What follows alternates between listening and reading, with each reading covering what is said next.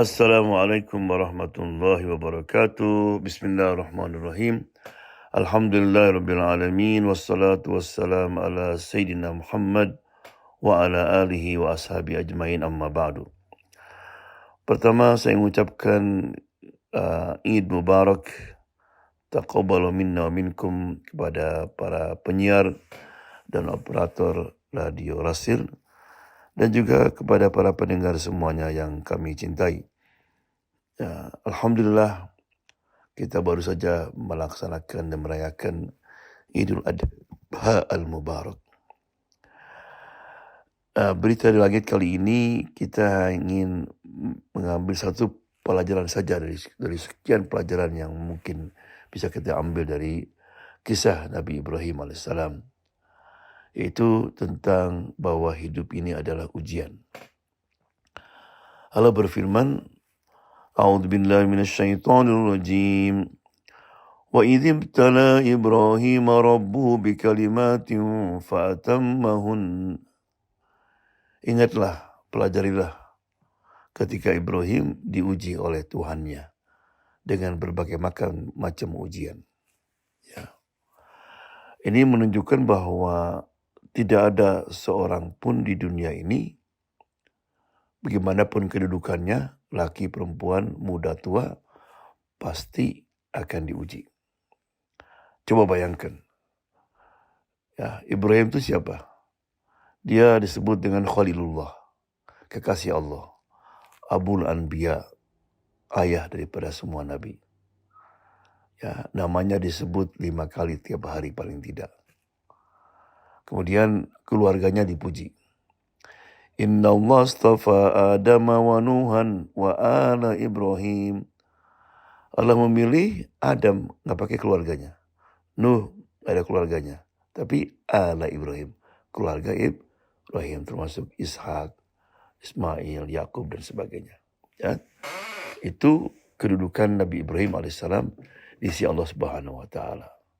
Ya, jadi kalau kita nggak mau diuji, kita ini siapa? Ya. Kemudian juga kita ingat siapa yang mengujinya. Maka disebut Rabbuhu. Allah tidak mengatakan ilahahu, ya, atau khaliquhu. Karena kata-kata Rabbuhu itu artinya yang menguji itu Tuhan yang menciptakan kita, memelihara kita, menjaga kita, mengampuni kita ketika kita berdosa, menerima tobat kita. Ya. Kalau kita sakit, siapa yang menyembuhkan? Kalau kita berdosa, siapa yang memaafkan? Right? Jadi sebetulnya kalau kita memahami itu, bahwa siapa yang menguji kita, ketika ujian datang itu mudah sekali. Right? Itu satu. Yang kedua, Allah berfirman, La yukallifullahu nafsan illa wus'aha. Allah tidak akan membebani seseorang dengan suatu beban di luar kemampuannya. Jadi ketika kita ditimpa musibah, bala apa saja, itu sesuai dengan kemampuan kita. Kalau enggak, Allah kasih pada orang lain. Jadi nggak boleh bilang, why me? Kenapa saya katanya? Ya karena kamu yang bisa menghandle itu. Ya. Kemudian kata-kata kalimat berarti bahwa ujian itu banyak sekali. Di sini saya katakan ada 3 ujian yang pasti semua kita hadapi. Dan itu yang dihadapi oleh Nabi Ibrahim alaihissalam. Ujian secara individu, ujian secara sosial, dan ujian secara internasional. Right? Dan ingat, ujian itu pada umumnya untuk meningkatkan tingkat kita. Right? Seorang anak tidak mungkin naik kelas kalau dia tidak lulus ujian kan. Bagaimana dia bisa diterima di tingkat berikutnya kalau nggak lulus ujian. Right? Kalau kita perhatikan, ujian yang pertama yang dihadapi Ibrahim itu bukan main. Dia diuji dengan ayahnya. Ya, ujian besar itu sampai diusir oleh ayahnya kan. Kemudian diuji ketika dia dilemparkan ke dalam api, ya, dan ujian-ujian diuji ketika dia harus menyembelih anaknya, harus meninggalkan istrinya di sebuah lembah yang tidak ada sumber kehidupan. Dan Ibrahim alhamdulillah ujian seberat itu pun oleh Ibrahim dilalui dengan mudah. Ya, kita kadang-kadang baru diuji dengan hilang sepatu, sendal di masjid, sudah nggak mau ke masjid lagi. Baru diuji bisnis macet, kemudian sudah nggak mau salat lagi. Ya, ingat ya bahwa kalau kita percaya bahwa Allah itu Razak, Allah memberikan rezeki, Allah itu Qadir, Maha Mampu. Jadi segala problematika kita hadapi pasti ada jalan keluarnya. Namun demikian kita sudah berdoa berusaha kadang-kadang oleh Allah itu ditangguhkan jalan keluarnya. Kenapa? Karena Allah ingin memberikan pahala kepada kita. Karena di antara pahala yang besar itu menunggu dengan sabar. Kita sakit nih. Kita doa sama Allah, baru sebulan disembuhkan oleh Allah SWT. Nah selama sebulan ini bukan main pahalanya itu. Kalau kita bersabar. Ya. Kemudian juga Nabi Ibrahim alaihissalam itu diuji dengan keluarganya. Ya, pertama istrinya yang mandul. Subhanallah. Sarah itu mandul. Ibrahim bisa aja kawin lagi kan muda. Orang Ibrahim ganteng, nabi lagi ya. Tapi dia loyal, setia kepada istrinya. Allah. Demikian juga Sarah. Dia bersabar. Oleh karena itu ketika Raja Mesir memberikan Hajar kepada Ibrahim, yang menganjurkan untuk mengawin Hajar siapa? Sarah. Dia seorang istri yang setia, yang taat kepada Allah. Dibilang Ibrahim, kau ini seorang nabi. Ya. Dan kamu perlu yang meneruskan risalah Allah nanti. Kalau enggak bagaimana nanti? Kau meninggal nggak ada yang meneruskan. Sudah kawin Hajar, mudah-mudahan dapat anak. Kemudian para pendengar sekalian, terutama keluarga ya, tujuan perkawinan kan sakinah. Yang mendapatkan sakinah, ketenangan. Kata-kata sakinah dalam bahasa Arab itu ketenangan setelah adanya sesuatu yang dahsyat. Sesuatu masalah yang besar kadang-kadang. Maka orang Arab berkata, sakaratis sajaratu idza habbat rih. Pohon-pohon itu menjadi tenang setelah anginnya hilang. Jadi dia dulu dengan angin dulu, baru tenang. Demikian juga sakaratis safinatu idza dhahabatil alwaj. Ya, kapal itu menjadi tenang setelah ombak itu hilang.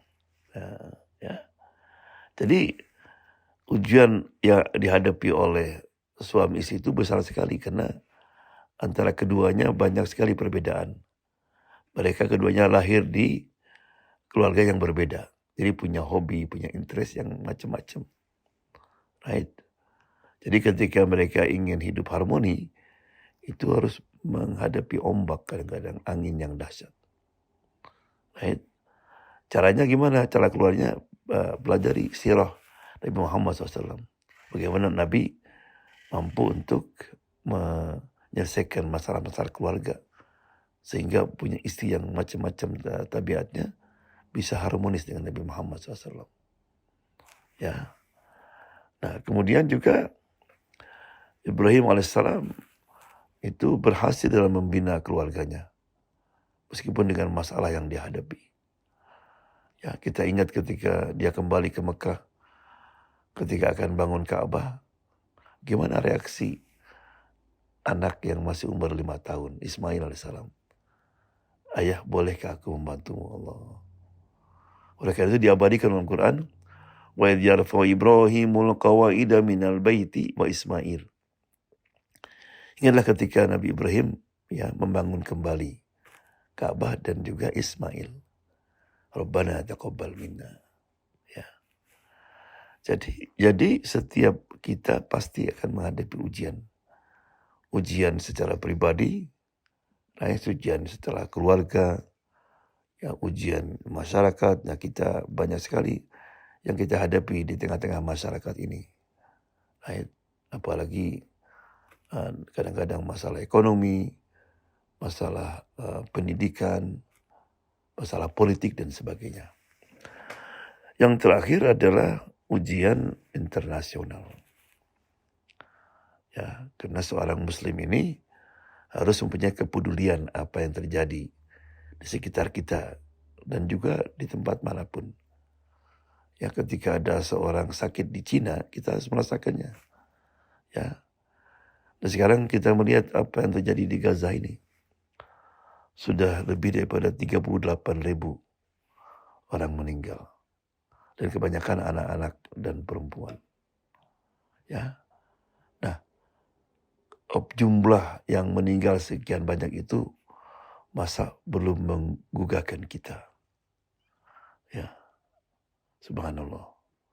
Suatu genosida yang dilihat langsung oleh mata kita, didengar oleh telinga kita yang belum pernah terjadi sebelumnya.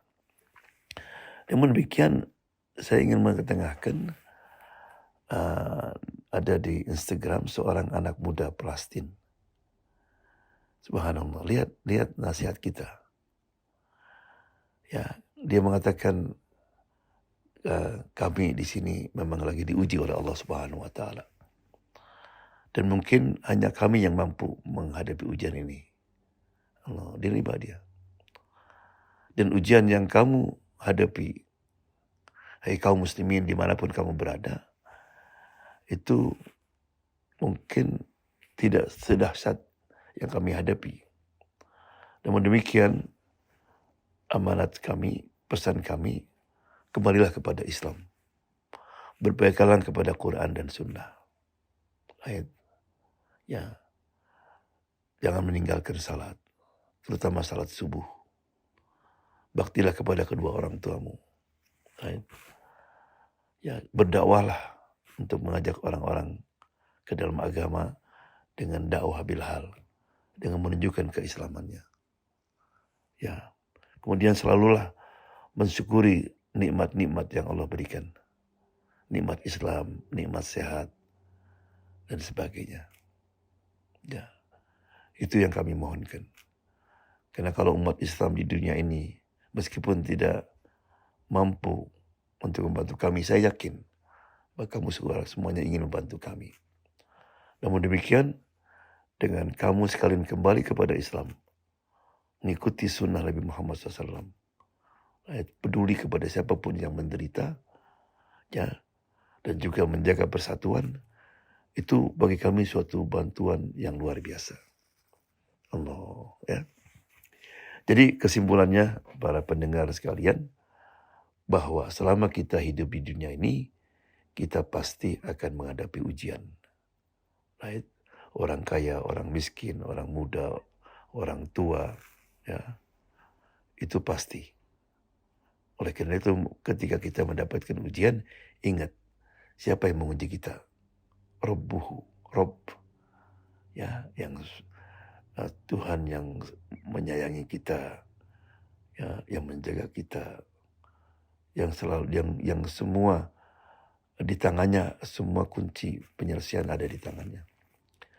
Yang kedua, ingat bahwa la yukallifu nafsan illa wus'aha. Ketika Allah menguji dengan suatu ujian, itu berarti hanya kita yang mampu. Kalau kita kena. Dengan demikian, maka hidup ini tidak akan penuh dengan distress. Right? Akan tenang kita hidup ini. Ya, jadi mudah-mudahan kita termasuk orang-orang yang tenang dan mampu dan menerima ketika diuji oleh Allah Subhanahu wa taala. Right? Semua orang yang sukses di dunia maupun di akhirat itu karena mereka bisa sukses ketika diuji oleh Allah Subhanahu wa taala.